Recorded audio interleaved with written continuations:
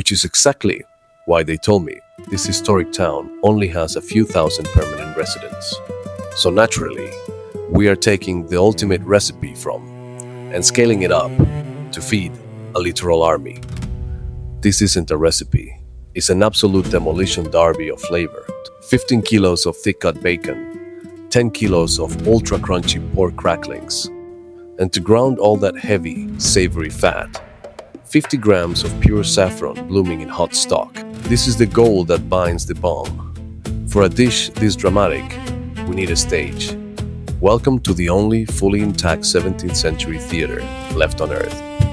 Right here on these wooden boards, we render the fat, build a thick, dark red tomato sofrito, and toss in 20 kilos of hearty chickpeas.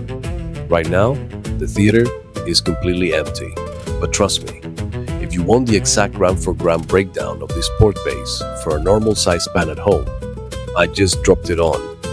Because the moment this fat hits the open air, the smell is going to wake up the entire province.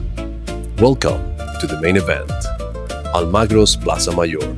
To feed this crowd, we brought out a 2-meter monster. Empty. It's 80 kilos of pure iron, loaded. It's a quarter ton of culinary chaos. 100 liters of piping hot pork stock hits the fire. The heat is massive.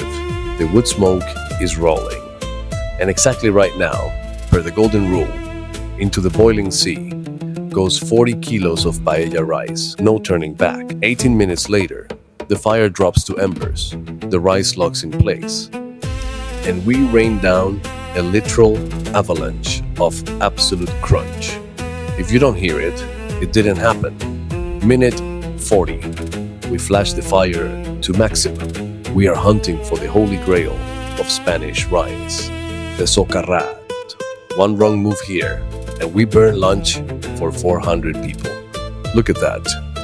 Deep saffron gold, rendered bacon fat, and a crust so perfect it should be illegal. Head to join the club. We fed 400 people.